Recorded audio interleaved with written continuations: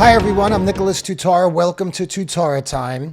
American fascism has arrived. Yes, political correctness and what you can and can't say is all the rage in America, and now it's backed up by corporate interests. Government and corporations working together to further their political agenda is one of the textbook definitions of fascism. How dare the elected representatives of Georgia decide for themselves what their election laws could be? A lot of people on the left are crying fake racism and claiming that people who are not white somehow have a difficult time obtaining an ID. Is that really true? Let me have a Three Musketeers and a ballpoint pen, one of those combs there, a pint of Old Harper, a couple of flashlight batteries, and some beef jerky.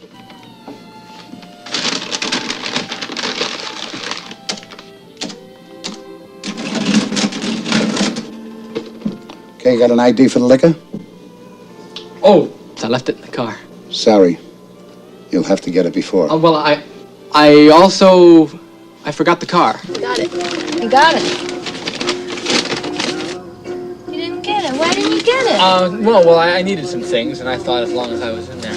You need an ID to do everything, to buy cigarettes, to buy a car, to check into a hotel, to get on a plane. Who are these people that the left preaches are so unintelligent that they're unable of getting an ID? Do you know anybody like that? I don't. One of the other main talking points on the left is how the voting laws silence the voice of minorities. First of all, that's absurd. Secondly, they would say they're against a small group of people deciding what the voter law should be, but yet 100 CEOs are meeting to figure out how they should address the Georgia voting laws.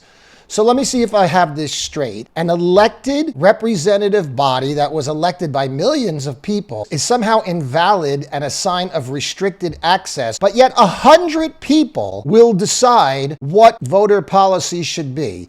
These 100 CEOs could just say, never mind your state laws, never mind who you voted for, we're going to decide. If they don't like what you say, they'll try to obliterate you from the free market. We're being dictated to, and not by smart people. The ideas on the left are morally bankrupt. They are preaching basic racism 101. Look at the color of somebody's skin and decide what privilege they have, and decide what experiences they've had, and decide what they've gone through. Because just by looking at somebody's skin color, according to the left, you can tell who's the victim and who's the victor, who will always come out on top. Folks, we have to reject this poisonous ideology that they're preaching on the left. I launched CARD, Coalition Against Racial Division. Right now, we're just a Facebook page, so go there and leave some comments, because if you reject this notion that people are locked into groups and races and you want to break free of it, join us. Can you believe this? Coca-Cola, Woca-Cola, and other corporations are trying to tell citizens what their voting laws have to be. It's not enough that media can control almost every aspect of your life. Now they want to control your voting laws also. How do people on the left not realize this? Their active goal is to silence the voice of 50% of the population, and they have no problem with it. They want us to trust them with election laws. You know, H.R. 1 that will basically obliterate fair elections in the country forever. They want us just to go along with it, or else we're some kind of racist. People have been voting in this country for hundreds of years, and there was never early voting. You always had to show up on the day and vote. Bring your ID. Like, pretend you're going to a concert and you have a ticket, and now you have to pick up your ticket at the box office, so you have to show your ID. And the other thing, this is really tough if you're a concert goer, you have to remember what day the concert is on. If your concert's on July 9th, don't show up on July 10th or even July 7th. There won't be a concert that day. Let me go over this clearly. Election day means there's one day that you can go vote. And then what you do is you find out what that day is, and then you look at a calendar, and then you figure out where you can go vote, and then you go there and vote.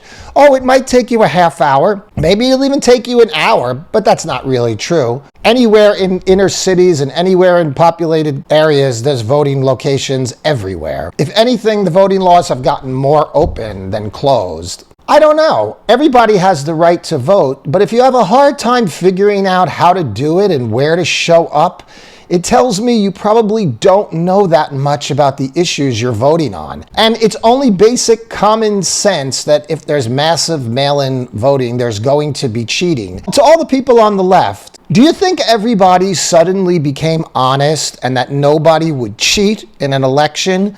On my honor, I will do my best to do my duty to God and my country and to obey the Scout law, to help other people at all times, to keep myself physically strong, mentally awake, and morally straight. Do you think if you're harvesting ballots and having mass mail-in balloting with no ID, that everybody got 100% honest and nobody at all is going to try to stuff the ballot box in order to gain the most powerful political positions in society? Yes, folks, people clawed their way up through the political muck just to play by the rules when they got there. Kamala Harris makes up false rape charges against people, leaves people in prison longer than they should be, locks up people for marijuana possession, and then laughs about it. Have you ever smoked? I have. Okay. Like And I inhale. I did inhale. Okay.